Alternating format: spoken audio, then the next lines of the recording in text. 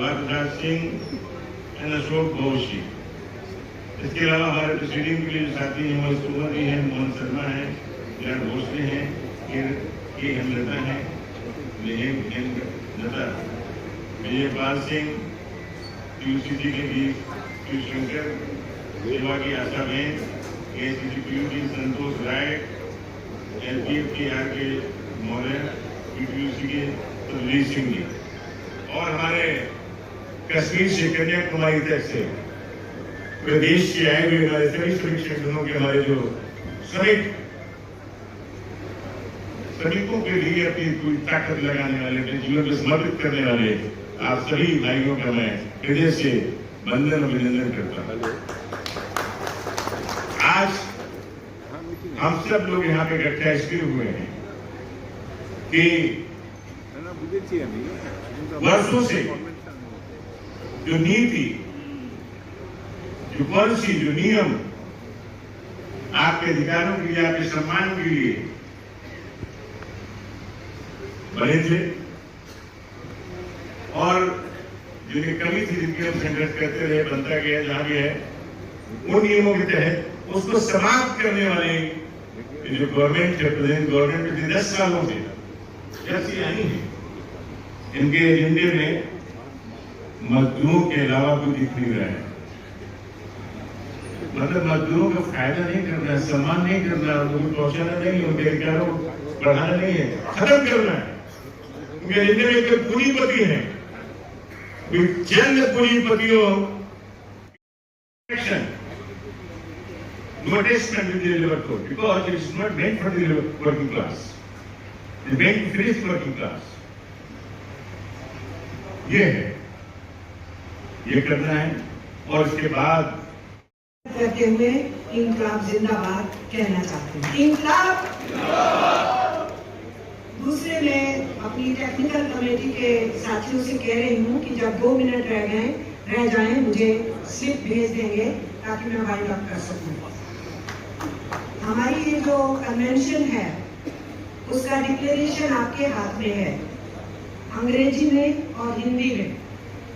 सबसे पहली मेरी आपसे गुजारिश है कि इसको आपने पढ़ना है, पढ़ाना है, प्रचारित करना है, प्रसारित करना है और इसको अपने अपने प्रदेश की भाषा में ट्रांसलेट करके इसका छोटा सार बनाना हो या इसको और फैलाना हो, उसको करके इसको प्रचार प्रसार में आपने लेना है। इसी डिक्लेरेशन का हमने अपनी इस कन्वेंशन में अडॉप्शन करना है, इसको स्वीकृति देनी है और स्वीकृति देनी है इसके अंदर जो लिखा है उस बात को, और आखिर के पेज में जो हम लोगों ने क्या करना है आज की डेट के बाद कर रहे हैं, उन सब के नेता भी आज यहाँ मौजूद है। और चूंकि ये दिल्ली में हो रहा है कन्वेंशन, तो हर राज्य में स्टेट स्तर पे काम करने वाली ऑर्गेनाइजेशंस की हमारी ज्वाइंट ट्रेड यूनियन मोर्चा में सम्मिलित है। तो दिल्ली में MDC हमेशा शामिल रहती है, मैक के लोग, तो वो भी आज यहाँ पर शामिल है हमारे बीच में। तो ये तो मैं बताना चाहती थी, हम सबकी भागीदारी इसमें है और उसमें से मैं ये देख रही हूँ कि हमारी पब्लिक सेक्टर की और गवर्नमेंट सेक्टर की मोस्टली जो यूनियंस हैं यहाँ पर रिप्रेजेंटेड है और उसमें हमारे बैंक्स के, इंश्योरेंस के, कोल के, स्टील के, पोर्ट एंड डॉक के, इलेक्ट्रिसिटी के, टेलीकॉम के, पोस्टल विभाग के, रेलवेज के, डिफेंस के और रोडवेज में चाहे बसेस का ट्रांसपोर्ट आता है, चाहे रिक्शा आता है, चाहे टैक्सी आता है, चाहे ऑटो आता है, वो सब लोग उनकी यूनियंस के साथ ही एजुकेशन फील्ड वाले, हेल्थ वर्कर्स जो है, सिविल सर्विसेज वाले, वो सब मौजूद हैं, पब्लिक सेक्टर और पब्लिक सर्विसेज वाले जो गवर्नमेंट सेक्टर की हैं। इसके साथ साथ जो प्राइवेट बड़ा सेक्टर है और फॉर्मल सेक्टर कहलाता है, उसकी यूनियंस के साथी भी आज यहाँ पर आए। आप अपनी ताकत पहचानिए, इस कन्वेंशन का प्रतिनिधित्व समझिए कि कौन यहाँ मौजूद है। गिनती में नहीं जाएंगे हम, क्वालिटी पे जाएंगे, नंबर पे जाएंगे, ट्रेड यूनियंस पे जाएंगे, कितने सेक्टर्स रिप्रेजेंटेड है। अगर हम बड़े एक्शंस की बात कर रहे हैं तो वो सब लोगों की भागीदारी यहाँ पर है जो हम ही भर के जाएंगे और वो एक्शंस को लेंगे। इसके अलावा हम देख रहे हैं कि जिन साथियों से मैं मिल पाई हूँ यूनियन से, जितने भी पब्लिक सेक्टर और गवर्नमेंट सेक्टर है उसके जो आउटसोर्स वर्कर्स हैं, कॉन्ट्रैक्ट वर्कर्स हैं, वो भी यूनियनाइज है बहुत सारी जगहों पे, वो यहाँ पर मौजूद हुए हैं। हिंदुस्तान के अमीर हैं ना जिनको खरपति बिलियनियर्स बोलते हैं, वो यूरोप के अमीरों से भी ज्यादा अमीर है। और हमारे जो गरीब है ना, वो हमारे गरीब, वो जो छोटा सा मेडगास्कर देश है, उनके गरीबों से भी ज्यादा गरीब है।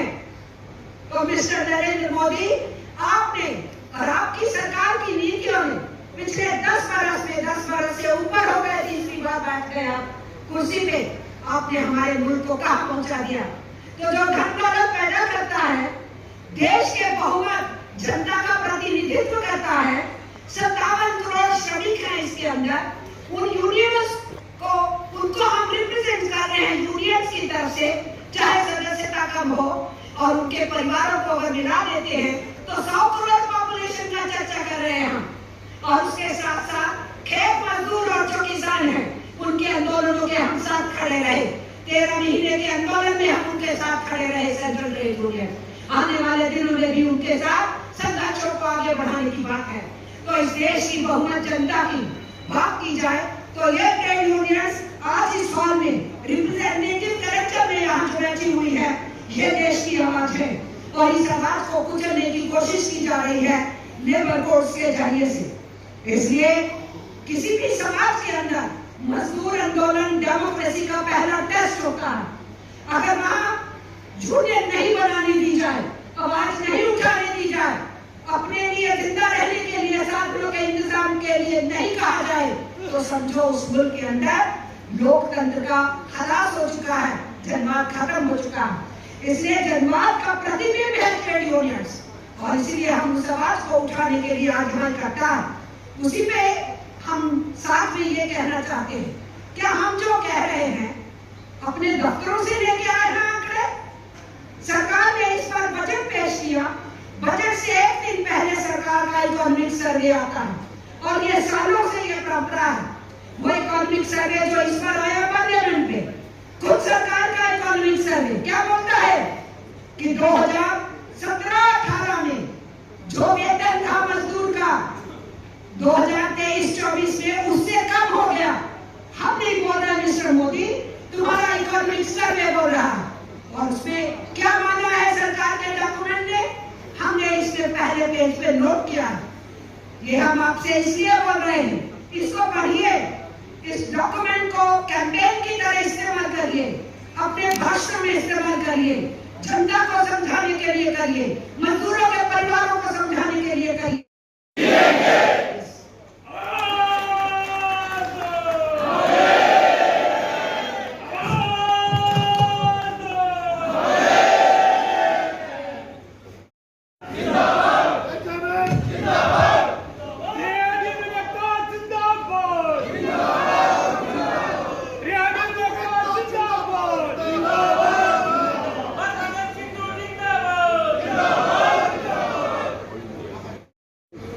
प्रेसिडियम के सम्मानित सदस्यगण, सभी 10 मजदूर संगठनों के सीनियर लीडर, वक्तागण, टेक्निकल कमेटी के सम्मानित सदस्य और हिंदुस्तान के कोने कोने से आए हुए 10 मजदूर संगठनों के डिफरेंट सेक्टरों में काम करने वाले सम्मानित नेतागण, मैं आप सबका भारत की राजधानी दिल्ली में हार्दिक स्वागत करता हूं कि आप लोग लंबे समय से भारी दूरी सफर करके पहुंचे हैं दिल्ली में। हमारा पर्पज था एक बहुत बड़ा मीटिंग करने का जिसमें तकरीबन 3,500 आदमी हो, परंतु उसका हॉल ना मिलने की वजह से इस हॉल को हमारे को यदि मिल नहीं रहा था, उसको ब्लॉक कराकर हमने लिया। जो मेरे से पूर्व वक्ता बोले हैं उनको मैं इंट्रोड्यूस करता हूँ, जो उन्होंने बातें रखी हैं। वो हमारे जो हमने declaration, national declaration of the joint action committee of the 10 central trade union आपके सामने सर्कुलेटेड है। इसमें हमने कोशिश किया 10 मजदूर संगठनों के नेताओं ने मिलकर कि हिंदुस्तान के किसी भी सेक्टर का कोई भी कर्मचारी जो उनके ऊपर हमले हैं उनको इसमें से कहीं वंचित न रह जाए।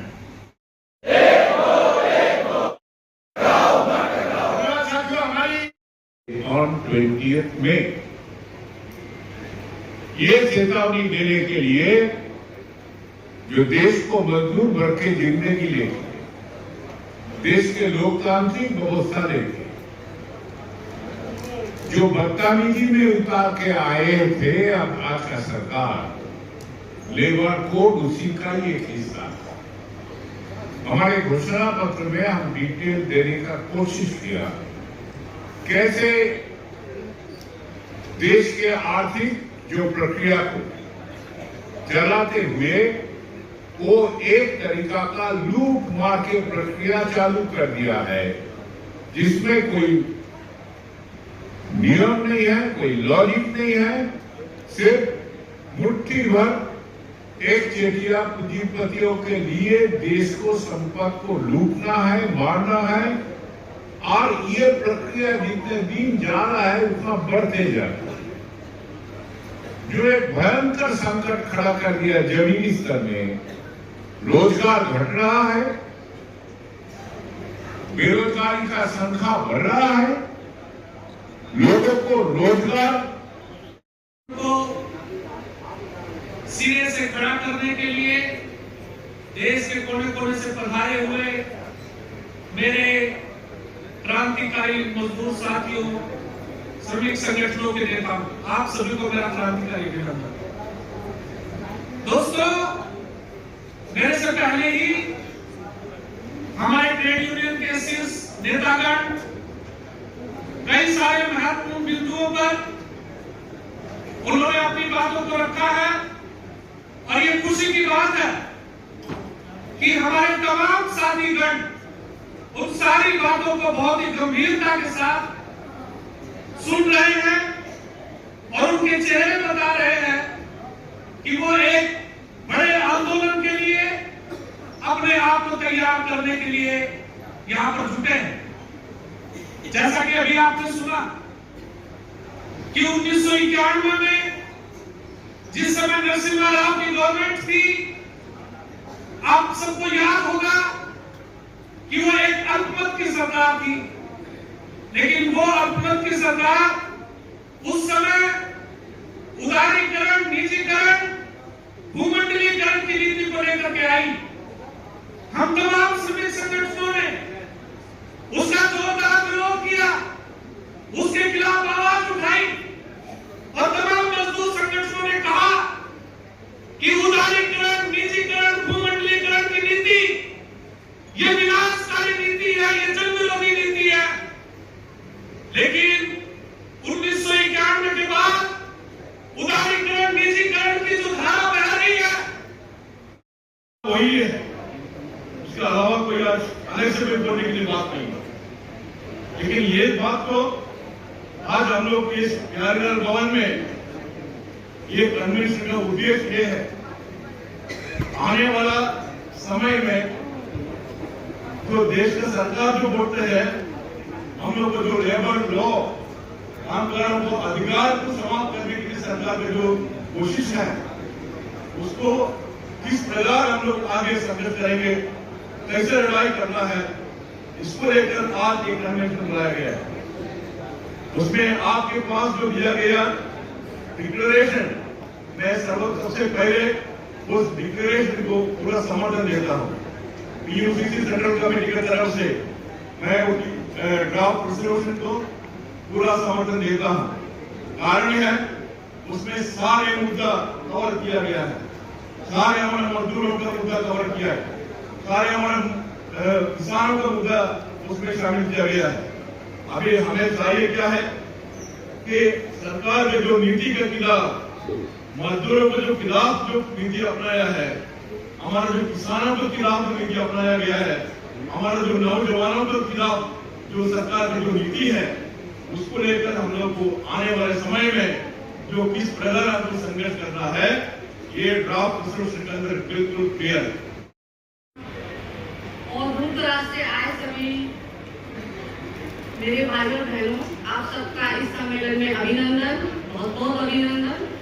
और मैं अपनी बात शुरू करने जा रही हूँ, लेकिन मैं सेवा संगठन से हूँ और सेवा असंगठित क्षेत्र की जो कामगार महिलाएं हैं उनको संगठित करने का काम करती है। और हम जानते हैं कि हमारा एक जो वर्ग है उसका एक बड़ा तबका असंगठित क्षेत्र में तब्दील हो रहा है। यहाँ तक कि जो सरकारी आंकड़े हैं वो बोलते हैं कि 93% असंगठित क्षेत्र है और केवल 7% जो है वो संगठित क्षेत्र है। यानी कि अगर 7% संगठित क्षेत्र है तो वो क्षेत्र कितना छोटा है और जो असंगठित क्षेत्र है वो कितना बड़ा है। लेकिन उसके बावजूद भी इतना बड़ा वर्ग, इतना बड़ा क्षेत्र, लेकिन सामाजिक सुरक्षा के नाम पर उसको क्या दिया जा रहा है, ये हम सबको सोचने का एक विषय है। और हमने देखा है कि जब कोविड का समय आया और उसमें जब पलायन हुआ तो उस पलायन की स्थिति क्या थी। मजदूर आ रहे थे, मजदूर जा रहे थे, लेकिन वो इतना प्रोसेस, इतना आसान वो नहीं था उनका आना और जाना। उसमें बहुत सारे लोग, बहुत सारे जो प्रवासी थे उनको अपनी जान गंवानी पड़ी। बहुत सारा मजदूर वर्ग जो कि पूंजीपतियों के यहाँ पे काम कर रहा था, इंडस्ट्री में काम कर रहा था, फैक्ट्रीज में काम कर रहा था, उन्होंने अपने हाथ खड़े कर दिए, उसको मरने के लिए सड़क पे छोड़ दिया। उन्होंने कैसे कैसे उन्होंने यात्रा की और वो अपने घर तक पहुंचे। लेकिन अभी तक सरकार ने उसके बारे में कुछ सोचा नहीं है। लेकिन इसी को ध्यान में रखते हुए उन्होंने सुप्रीम कोर्ट के ऑर्डर पर एक आनंद फानन में एक ई श्रम पोर्टल बनाया। उस ई श्रम पोर्टल के अंदर भी उन्होंने ये नहीं किया कि जो कैटेगरीज है, जो बड़े बड़े काम की कैटेगरीज है उसको कैसे करें, उसमें भी उन्होंने उसको तोड़ दिया, बहुत ज्यादा तोड़ दिया काम के हिसाब के अनुसार। लेकिन अभी तक ई श्रम पोर्टल के अंदर अगर आप देखोगे तो कौन सी सामाजिक सुरक्षा उनको मिल रही है, जबकि ई श्रम पोर्टल के अंदर लोगों का उस अनऑर्गेनाइज्ड सेक्टर का पैसा भी लगा है और समय भी लगा है। उसके बावजूद भी अभी तक उसके अंदर कोई सामाजिक सुरक्षा का प्रावधान नहीं है। लेकिन हम ऐसा डिमांड करते हैं कि उस ई श्रम पोर्टल के अंदर जितने भी वर्कर उसके अंदर रजिस्टर्ड है उनको सामाजिक सुरक्षा मिलनी चाहिए, महिलाओं को मैटरनिटी मिलनी चाहिए, हर एक को पेंशन होनी चाहिए और उनको हेल्थ की सुविधा होनी चाहिए। इस तरीके के जितने भी उनको सुविधा है और बच्चों के लिए एजुकेशन, शिक्षा के लिए स्कॉलरशिप होना चाहिए। लेकिन अभी तक ऐसा कुछ है नहीं, लेकिन ऐसा होना चाहिए और ये हमारी मांग है कि ई श्रम पोर्टल बनाना ही उनका सरकार का काम नहीं है, उसके लिए सामाजिक सुरक्षा भी देना सरकार का काम है। अगर मैं इसी तबके की, दूसरे तबके की, क्योंकि जो असंगठित क्षेत्र है वो बहुत सारी श्रेणियों में बटा हुआ है, वो बहुत सारे छोटे छोटे वर्ग की कैटेगरी में काम कर रहा है, जिसमें एक बड़ा कैटेगरी है वो है रेहड़ी पटरी वालों भाई और बहनों की। जो रेहड़ी पटरी वाले भाई बहन है वो ऐसा एक सेक्टर है जो जाकर अपनी सर्विस दरवाजे दरवाजे दे रहा है, जो लोगों को रहने की सुविधा में आसान कर रहा है और साथ में उनको बहुत सारी सुख सुविधाएं दे रहा है जो कि उनको कहीं दूर से जाकर लेनी पड़े। लेकिन हम सब जानते हैं कि जो भी रेहड़ी पटरी वाले भाई बहन हैं उनकी स्थिति क्या है।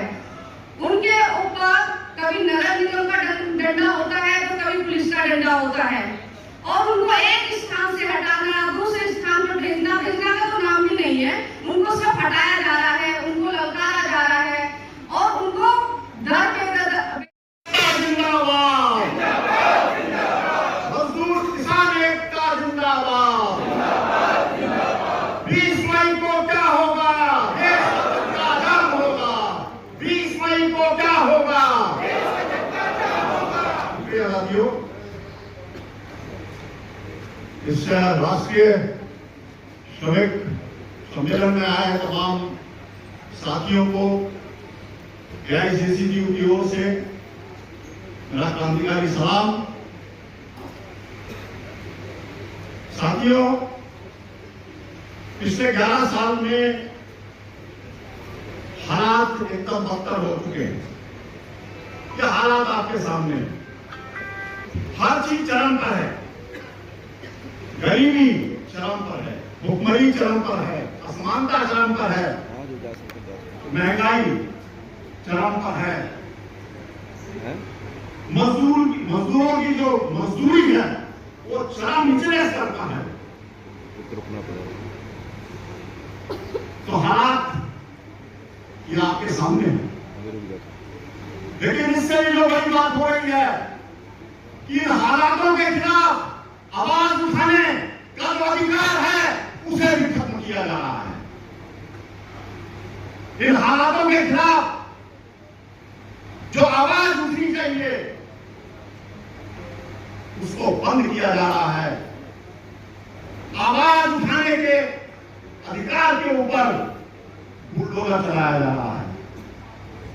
यह सबसे मुश्किल स्थिति आज मजदूर वर्ग के सामने, मेहनत के जवान के सामने, देश की आम जनता के सामने आ गई है। और हमारा यह कहना है कि ये जो इन हालातों के खिलाफ तो हमारा संघर्ष है ही है।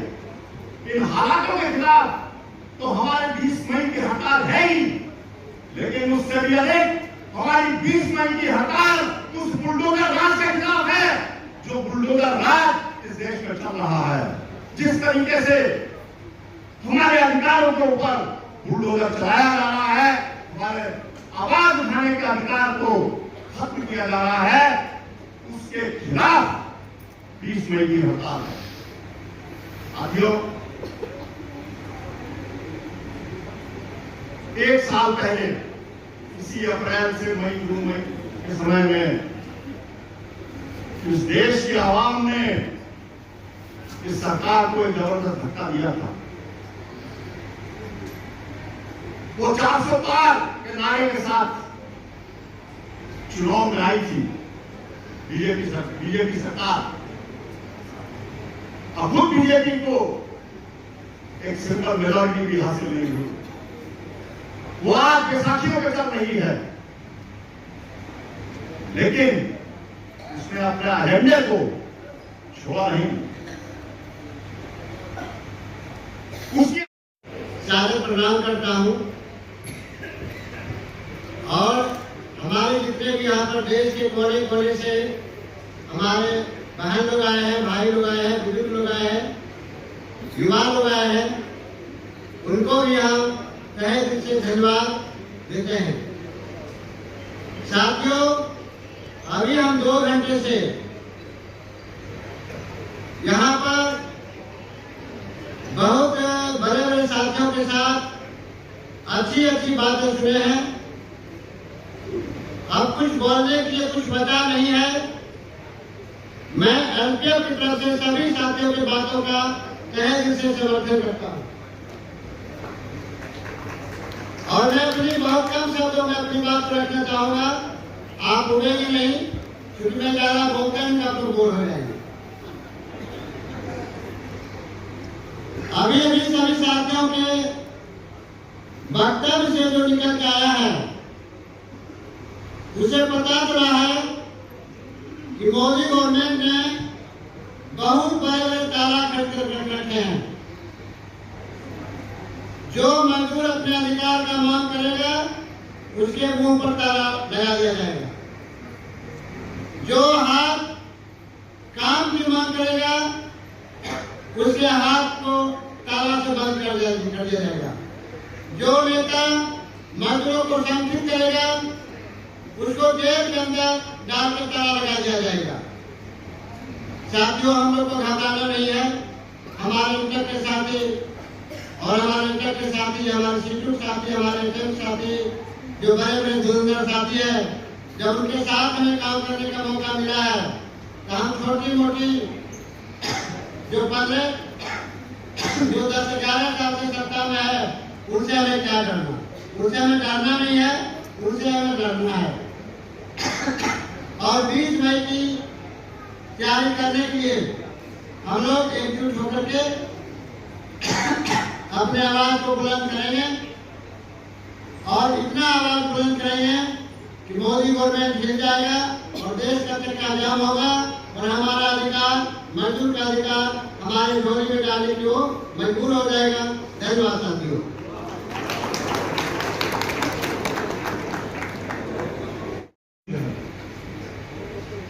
पर उपस्थित हमारे सेंट्रल ट्रेड यूनियन के जाने माने नेतागण और ये महत्वपूर्ण कन्वेंशन में जो देश के कोने कोने से आए हैं प्रतिनिधिगण, आप सबको यूटी-यूसी के ओर से मेरे लाल सलाम का मेरे सबको।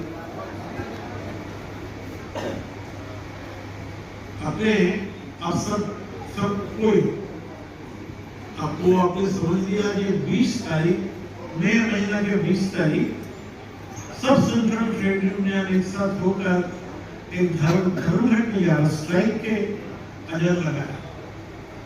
इसलिए ये भी आप सबको मालूम है, आप जानते हैं देश की स्थिति कैसा, देश तो खतरे में गिर गया। ये समझने में देश कैसा, रोजगारी कैसा, आदमी को जीने की हालत कैसा, ये सब समझने के लिए कोई इकोनॉमिक्स के स्टडी की जरूरत है नहीं। हमारे हर रोज मेरे रोटी रोजी के लिए सवाल पैदा हो गया, उससे ही सबको जानकारी मिलेगा अब देश के हालत कैसा, स्थिति कैसा। हमारे देश वेलफेयर स्टेट, जन कल्याणकारी राष्ट्र, ये हमने नहीं बोला, हमारे कोई ट्रेड यूनियन नहीं बोला। हमारे देश के कॉन्स्टिट्यूशन के ऊपर में एकदम बड़ा अक्षर में लिखा है कि हमारे देश जन कल्याणकारी राष्ट्र, India is a welfare state. किसके वेलफेयर? हर आदमी के वेलफेयर, मजदूर वर्ग के वेलफेयर होगा। 20 मई को क्या होगा?